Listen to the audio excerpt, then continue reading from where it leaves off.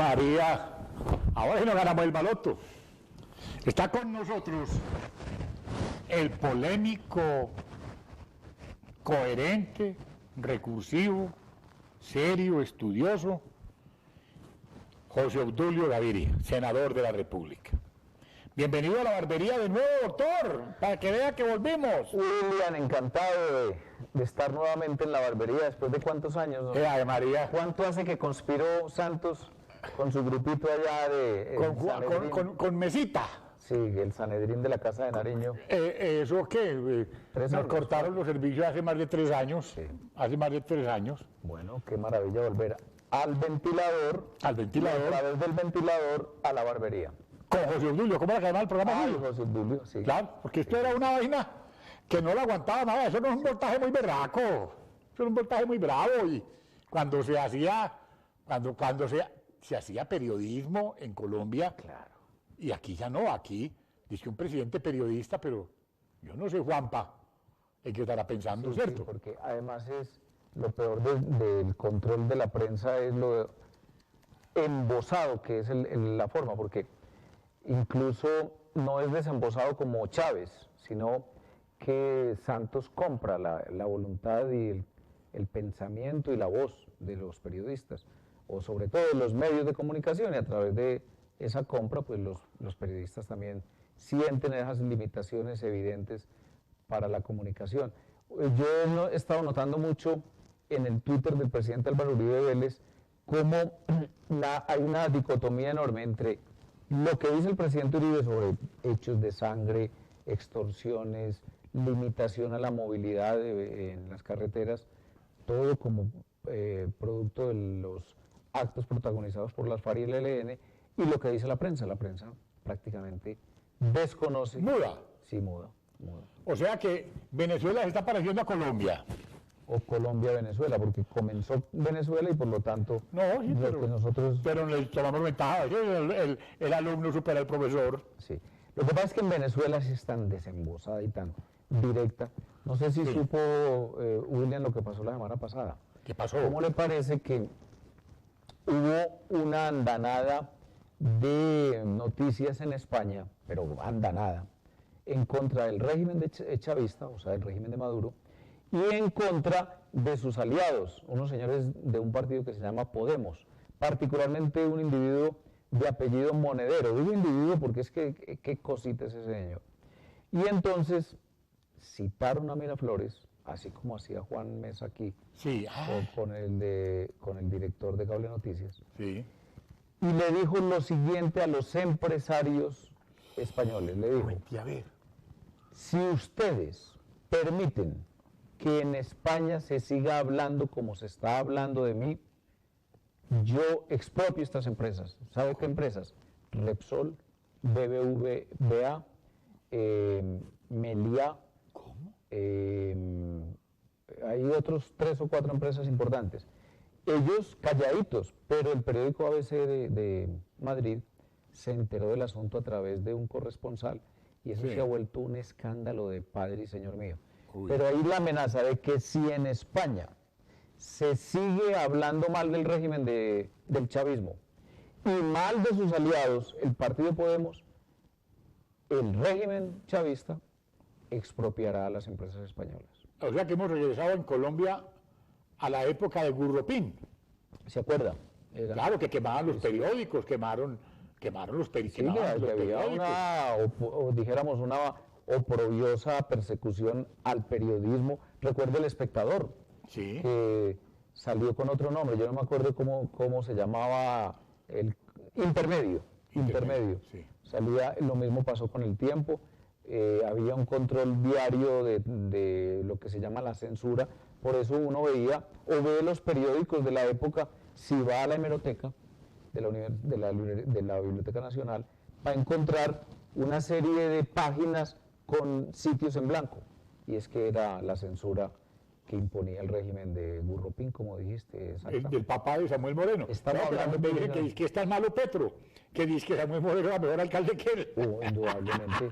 Es decir, en el ranking de los malos ponga a Petro como el más malo. Y en el ranking de los más malos, Juan Manuel Santos.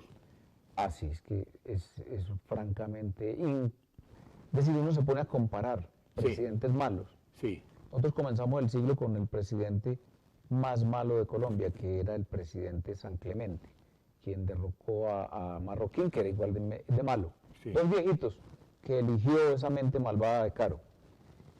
Pero en la comparación, en el ranking que se hace en la historia sobre personajes inolvidables por lo malos, es decir, Sí. por lo ineptos, por la forma como conducen los destinos nacionales, por la falta de interés en lo público, por la forma como disfruta el poder, que es canonjías, gajes, incluso de pronto negocios, el presidente Santos, indudablemente. ¿Verdad? ¿Y entonces Tenga la usted por qué nos metió ahí tipo? Esa es una de mis... Eso me dijo Figueroa. Sí. Claro Sí, que no, yo se lo dije a usted. Figueroa presenció en mi oficina una Sí. discusión con Luis Carlos Restrepo, porque Sí. Luis Carlos Restrepo decía que el peor error que podía cometer Uribe era darle personería y vocería a Luis Carlos, a Juan Manuel Memel. Santos, quien estaba rondando la Casa de Nariño, Sí. estaba acercándose, después de haber unos escritos infames. Que me da mucha pena, ¿verdad? Que me da mucha pena. Me da mucha pena. Y luego, entonces se nos acercó, nosotros también veíamos una conveniencia que nos ha sabido a cacho, y era acercar a una persona que tenía mucha incidencia en la bancada liberal. Es decir, la bancada liberal estaba comenzando a dividirse muy nítidamente entre los serpistas y los Juan Manuelistas, o sí. como diríamos ahora. No, pues María. Y a los de Juanpa. No, pero vea, mejor dicho, como vea. ¿Usted sabe quién es este? Uno que hay por aquí. Que es un Judas. Ah, es uno de esos. ¿Sí? Sí, Ave María. Entonces, Muchachos, ustedes están enfocando bien esa belleza de Judas que tenemos ahí. Hay otro peor. De manera que Jorge Figueroa, o Figueroa en Twitter, Sí. tiene un recuerdo nítido de esa escena cuando decidimos recomendarle al presidente Uribe recibir a Santos, y Santos sale a la barandilla esa, desde donde hablaban los personajes que salían de la Casa de Nariño, Sí. a anunciar que se convertía Sí. en el líder de las bancadas uribistas. Ahí. Bueno, Ahí comenzó nuestra tragedia. yo me acuerdo, como si fuera ahora. No es un reclamo ni nada de esas cosas, porque a mí no me gusta eso. ¿Se acuerda cuando una vez nos fuimos para un restaurante, para un club que queda como en la 68, Del comercio de pronto. del comercio? Entonces lo invitamos a un desayuno de los pájaros dormidos. Y el doctor Clímaco Giraldo, y este humilde servidor, el gordito barberito, le dijimos a usted, hombre, ¿cómo se mete usted con el doctor Santos? Sí. Vamos para el santismo leninismo, y usted en un acto de mente, pero bravo, No de soberbia, porque nunca he sido soberbio, pero yo sí he sido vehemente. de coherencia. Llegó y nos dijo, no señores, esto hay que respetarlo, y yo más bien me retiro de este desayuno porque yo no yo quiero, y se levantó usted. Seguramente tenía afán porque yo no me retiro de nada. Yo, Bueno, yo pero se fue siempre. bravo. Y No. entonces después, al tiempo, o en la casa de Pablo Arango, me invitaron a un almuerzo. Y me acuerdo que allá levantaron la copa todos y dijeron, como a los 4 meses que yo les dije, ustedes se van a arrepentir de toda esta vaina, porque vamos para el santismo leninismo. Yo lo dije. Hombre, hablando de santismo leninismo, expliquemos el concepto, porque es que el concepto es válido, A ver, explíquemelo. lamentablemente. Resulta que el Este sí señor sabe, este sí Enrique, sabe, este sí Enrique sabe. Santos Calderón publicó un libro, para esos libros de diciembre, de lectura de piscina, se dice en Colombia. De piscina. Aunque pues en Europa y en Estados Unidos es invierno, en los diciembres. Pero esa publicación de diciembre tiene un título, ¿Cómo comenzó todo? En la página 19 de ese libro usted va a encontrar una afirmación que denota un criterio santista-leninista exacto. Digamos, define a los santos como santistas leninistas. Dice, y las FARC no había podido ser derrotadas, inclusive gracias a Dios no pudieron ser derrotadas, dice Enrique Santos. Es decir, el concepto de Santos, Enrique, que es el verdadero artífice del proceso que estamos viviendo, es que las FARC son un elemento positivo de la política colombiana. Página 19, ¿cómo llama el libro? Página 19 del libro, ¿Cómo comenzó todo? ¿Y las FARC? Muy exaltado el libro, ¿sabe por quién? Por el secretariado de las FARC. Críticamente, porque ya, como las FARC ya tienen su despacho periodístico en La Habana mucho mejor que la gran mayoría de los periódicos y de los medios de comunicación, he de decirle, William, que poco se ha notado en esos contratos que denunció el presidente del Partido Conservador, el doctor Barguil. En esos contratos usted va a encontrar... ¿Barguil? Barguil no es el... Sí, Barguil. Dice, óigame pues, lo que dice. $10.000 mensuales, más o menos. Sí. Y va uno a ver que la casa desde donde despachan las FARC las paga el gobierno de Colombia. No puede ser. Entonces ellos han montado un gran sistema de comunicaciones, y en ese sistema de comunicaciones se hizo dijéramos, una documentada reseña del libro. Se adula a Enrique Santos por lo que ha hecho a favor de las FARC, pero también se le critica algunas de sus posiciones, porque de todas maneras él es crítico. Él expresa un apoyo crítico a las FARC, Enrique Santos. Juan Manuel Santos... Apoyo crítico. Sí. Y Juan Manuel Santos realmente lo que podríamos decir es un seguidista del punto de vista de Enrique. Digamos, Juan Manuel Santos no tiene ni la formación, ni la profundidad, ni el conocimiento de Enrique, indudablemente. Juan Manuel Santos es una persona mediocre en todos los sentidos, particularmente en lo que se refiere a la elocuencia. Y entonces no tendría condiciones para hacer un análisis como el que hace Enrique. Pero Enrique, dijéramos, dicta la política y Juan Manuel Santos la practica. Hace papel pues como del loro. Del conductor de una política, porque él es el presidente de la República elegido y porque él tiene esa investidura. Pero la verdad es que todo el libro es una demostración de que ahí hubo una decisión política de una persona simpatizante de los propósitos, de las motivaciones de las FARC, que considera que es la FARC y el ELN una parte, dijéramos, positiva, casi que encomiable del espíritu rebelde, del espíritu luchador del pueblo colombiano, y que por lo tanto es necesario incorporarlo al sistema. Y de incorporar al sistema esas ideas es poner a Colombia en un rumbo que ya todos los latinoamericanos conocemos, que es el rumbo de Cuba, que es el rumbo de Venezuela, que es el rumbo hoy de Argentina, de Bolivia y de Nicaragua. Hablando de Argentina, se autosuicidó, como dijo Maduro, este señor Vizcarra, ¿es cierto? Se autosuicidó. Se autosuicidó como millones y millones. Y también como la última... Sí. La última... ¿Hay alguien que quiere hablar aquí ahora o qué? Porque estoy viendo hablar más gente. A ver. Sí. Ahí hubo, no estoy recordando en este momento la palabra también de Maduro respecto a ese asunto de la distinción de género, pero acaba de tener otro gazapo enorme. Sí. Pero en fin, estamos hablando de que hay una corriente en América Latina, digamos un fantasma, como dice el manifiesto, el manifiesto que comunista. evidentemente pues, nos tiene a todos temerosos. ¿Y de qué es el temor? El temor es de que la iniciativa privada, que es la que lleva la comida a los supermercados y por lo tanto a las casas, y que lleva los servicios y que lleva el bienestar a las poblaciones, desaparezca y en consecuencia pasemos a un sistema planificado. ¿Por qué lo estoy diciendo?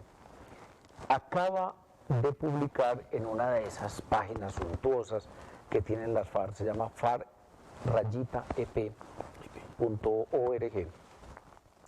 un sesudísimo ensayo. Digo que es ensayo porque tiene 7.000 palabras. Una carta tiene 600 palabras, un artículo de prensa tiene 650, 700. Un ensayo ya es una carta muy larga. Sí. Este es un ensayo sobre la justicia transicional. Y entonces dice el ensayo, o parte del ensayo de esta premisa: es posible pensar en unas FARC que dejen de ser una organización político-militar. Y dije, qué bueno, ¿cierto? Entonces va por buen camino este proceso. Sí. Es posible que las FARC desmovilicen a sus hombres y cese su actividad militar. Qué maravilla, qué maravilla. Si se firma un acuerdo que nos conduzca en el camino estratégico de la toma del poder. Ay, ahí sí. Entonces, Ay, sí. y ahora un portal Sí. muy famoso, porque es un portal que creó Semana, muy bien financiado como todo lo de Semana, Ajá. con ayuda de la UCAID, Sí. con ayuda De la UAID. Sí. UAID. USAID, se dice pues, Sí. USAID, Sí. con ayuda de una entidad alemana, que no recuerdo el nombre, una fundación, etcétera. Esa se llama Ventana Abierta.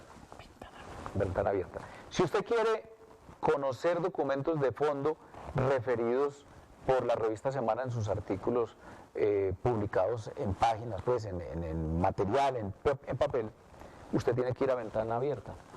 Y en Ventana Abierta apareció un documento sorprendente. ¿De qué se trata? Se reunió el bloque Iván Ríos de las FARC. Estamos hablando del 13 de septiembre del año 2013. Se reunió en forma solemne, y obvio, como no son perseguidos, porque ya llevaban 11 meses de negociaciones formales, más un año de anteriores negociaciones de Enrique Santos. O sea, llevaban 2 años de impunidad. Y determinaron cosas como la siguiente, y ahí está en el documento, es de la revista Semana, no es mío, es del Centro Democrático, no es del Centro de Pensamiento, es de la revista Semana. Dice el bloque, primero reconstruir 3 frentes que había destruido Uribe. Segundo, preparar francotiradores.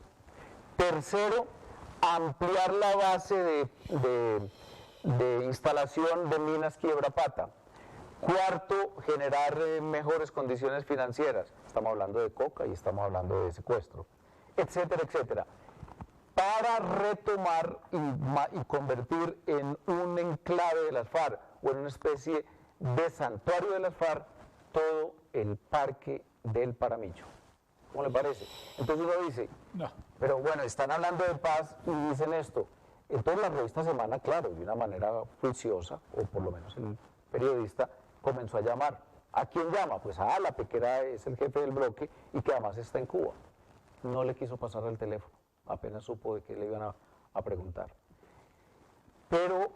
además cobarde y sinvergüenza. No, cobarde no, avispado. Yo he de decir que esos comandantes de las FARC no son cobardes ninguno. No, son cobardes los que gobiernan a Colombia, pero ellos son bastante soberbios, enjundiosos e incluso dispuestos a todo, incluso a morir. ¿Usted iría a Cuba? Yo no creo que sea necesario por ahora, pero te iba a contar lo siguiente. Pero le deja la ventana abierta. Te voy a decir lo siguiente, William. Yo estaba en Europa con un profesor de la Universidad de Salerno, Sí. muy juicioso Sí, señor. y muy estudioso de la realidad colombiana, y me dijo, José Obdulio, ¿cómo te pareció lo del diputado de la derecha italiana capturado el 18 de diciembre en la República de Montenegro? Y le dije, ¿qué? ¿De qué me estás hablando? Eso en Colombia no se dijo nada. Me dijo, aquí, y me mostró, primera página en los grandes periódicos de Italia. Resulta que un exdiputado del partido de Berlusconi estaba dirigiendo una organización de corbata, una cosa pues a la manera de la mafia italiana, encargada de comprar un arsenal de miles de millones de pesos, o sea, de millones de dólares, para las FARC, el 18 de diciembre del año pasado. Entonces yo pregunto, ¿qué diablos y por qué la CIA, Montenegro como república y el gobierno de Italia descubren eso, se lo informan al gobierno de Colombia y el gobierno de Colombia no considera que eso tenga ninguna incidencia en las negociaciones y acuerdos que está haciendo con las FARC? Porque si las negociaciones y acuerdos tienen alguna seriedad, ¿para qué diablos están armándose de esa manera? Cambiando coca por armas a través de un diputado italiano que dirige una banda de traficantes de armas. Y ahora, en las fronteras con Ecuador, el ejército acaba de descubrir prácticamente un despacho de misiles, de cuasimisiles, o de armas muy poderosas capaces de enfrentar a la Fuerza Aérea Colombiana, y van a mirar de quién son, y son del frente de las FARC que opera en la zona de limítrofe con Ecuador. De manera que esos son hechos que vale la pena que a través de la barbería el pueblo colombiano conozca y entienda por qué nosotros somos tan escépticos sobre lo que está pasando en Cuba. He escuchado a Álvaro Leiva muchas cosas, porque Álvaro Leiva es parte activa de los pájaros dormidos. Sí. Y es un hombre estudioso, serio. Para mí es una de las autoridades más calificadas en el tema de la paz, en Colombia y en América, porque sabe, porque no se ha inventado nada, y porque la ha vivido y la siente. Y Álvaro Leiva le dijo al doctor Álvaro Uribe delante de mí, le digo, usted es fundamental para esto, para que haya paz en Colombia, las FARC se tienen que sentar con Álvaro Uribe. ¿Usted qué opina? No, y se van a sentar, primero si las hubiéramos derrotado definitivamente, pues no había ningún problema en discutir con ellos las condiciones de desarme, de entrega de armas, de rendición, inclusive de reacomodamiento en la sociedad. Sí. ¿Cómo le parece al presidente Gaviria diciendo en Ciertamente, diciendo lo siguiente, que en todos los procesos hay impunidad, incluyendo el proceso en que las AUCE acordaron una desmovilización y desarme, y que ha habido en ese proceso impunidad? Entonces la lógica del presidente Gaviria sería ir a las cárceles de los Estados Unidos y a las cárceles de Colombia a confirmar con la cúpula de la AUC el hecho de que obró la impunidad con ellos, porque hasta donde yo sé, si quiere hablar con ellos, y lo puede hacer perfectamente porque están vivos la mayoría, tendría que ir a las cárceles de Estados Unidos o a las cárceles de Colombia a preguntar y a constatar su afirmación. ¿Qué es lo que van a firmar o qué se firmó en Cuba? No se ha firmado nada. Y yo sigo el proceso en una fuente curiosa, William. A ver. En las FARC. En primer lugar, claro, porque... ¿Ancol o qué? No, porque es que ya las FARC, con toda la legitimación, con la plata, exactamente. Entonces ya tienen digamos, un medio de comunicación y una operatividad enorme. Usted, por ejemplo, el tema de la justicia transicional, tratado por el presidente Gaviria en 2 páginas del Tiempo, en las FARC lo encuentra tratado mucho más a fondo en 8 o 10 páginas, el equivalente del periódico El Tiempo, y todos los temas. Entonces yo he venido siguiendo, incluso he hecho un trabajo con mi UTL de estas características. Tomemos las afirmaciones sobre dejación de armas, o desmovilización, o justicia, o impunidad, o víctimas, etc. Y usted no encuentra sino soberbia y declaraciones de guerra. Es decir, si el Estado colombiano, la sociedad colombiana, los partidos políticos colombianos y sobre todo las Fuerzas Armadas colombianas y la policía no están dispuestas a humillarse ante las FARC no dan un solo paso hacia la paz. Después de haber escuchado lo que usted acaba de decir, porque brillante como siempre, elocuente, estudioso, bien documentado, le voy a pedir una vaina pública aquí, ante todos los colombianos, y ante el señor Maduro, que debe estar oyendo este programa también, porque ese viejo sinvergüenzón no tiene que dar tiempo y no debe oír chismes, y que oiga este Maduro también. Usted, se lo pido de rodillas. A ver, pues.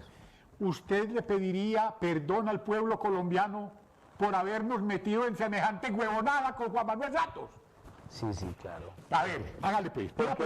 Mire, el arrepentimiento supone releer siempre el catecismo astete, que es donde está la fórmula real de los procesos de paz. Dice así, recuerdo entre otras cosas, que es propósito de enmienda. contrición de corazón, Sí. satisfacción de obra y confesión de boca, Sí, señor. ¿cierto? Como, Propósito de enmienda. Contrición de corazón. sí, satisfacción de obra y confesión de boca. Sí, es un berraco. Entonces yo hago eso ante el pueblo colombiano. Yo me arrepiento, estoy dispuesto y he pagado. Yo pecador me confieso. Sí, sí, claro. Eso, a la diestra de Dios Padre. Sí. Ante Hugo Chávez y Maduro. Sí, señor. Pero hicimos Doctor José Obdulio, le hicimos un grave daño a Colombia. muchas gracias por estar hoy aquí. Dile El daño que usted le hizo a Colombia no tendrá cómo repararlo. Pero sí estamos tratando de resarcir a la sociedad colombiana creando un Un gran aplauso partido para el político. doctor José Obdulio Gaviria, porque tuvo el valor de pedirle perdón al pueblo colombiano y desde este espacio, para que oiga Maduro, que lo mande verdad con su camarada Juanpa. Y que Oiga, pero le dejo una idea para el próximo programa que sé que es el doctor Leiva, Sí. Álvaro Leiva, con quien se discute con toda tranquilidad y con argumentos, etcétera, sobre un tema en donde no estamos de acuerdo, pero que podemos llegar, dijéramos, a avances.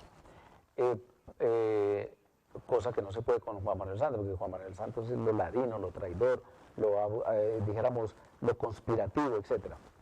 Y es que esa fórmula del catecismo Astete es la única que le serviría a las FARC realmente, que es que las FARC estén realmente arrepentidas, es decir, tengan propósito de enmienda, tengan contrición de corazón, no digan, no, es que nosotros fuimos los defensores de las víctimas, no los victimarios.